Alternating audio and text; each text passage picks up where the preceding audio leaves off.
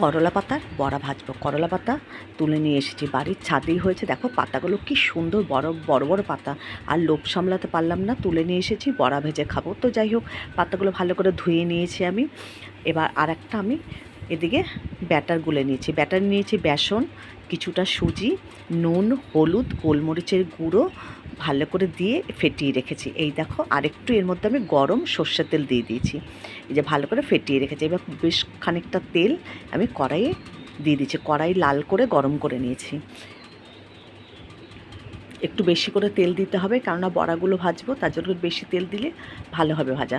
তো একটা একটা এতটাই বড় পাতাগুলো আমি একটা একটা পাতা নিয়ে কিন্তু গোটা গোটাই ভাজবো। জাস্ট একদিকটা একটু হাত দিয়ে মুড়ে পাতাটা ব্যাটারে চুবিয়ে চুবিয়ে ভেজে নেব। করলা পাতা বড়া কিন্তু ভীষণ ভালো লাগে খেতে, আর একদম দেখবে তেতো লাগে না। এই যে দেখো, পাতাটা এইভাবে নিয়েছি, একদিকে একটু হাত দিয়ে মুড়ে এই যে ব্যাটারটা চুবিয়ে চুবিয়ে একদম মচমচে করে আমি বড়াগুলো ভেজে নেব।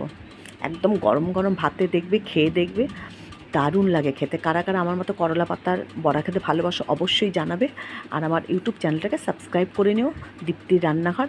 এই যে দেখো, এক পিঠ ভাজা হয়ে গেছে, আমি একটু বড়াগুলোকে উল্টে দিয়েছি আর একদম মচমচে করে ভেজে নেব। এর মধ্যে তোমরা চালের গুঁড়ি বা ডালের গুঁড়ো দিতে পারো। আমি এর মধ্যে ঘরে সুজি ছিল, সুজি আর বেসন দিয়েই ভাজছি। তো যাই হোক, ভাজা হয়ে গেছে দেখো দুটো। এবার এই দুটোকে আমি তেলটা ভালো করে ছেঁকে তুলে নিচ্ছি। এইভাবে আমি সব বড়াগুলো ভেজে নিলাম। এই যে বাদবাকি বড়াগুলো এই যে ভেজে নিয়েছি, আরও ভাজবো। তো এগুলো একদম রেডি।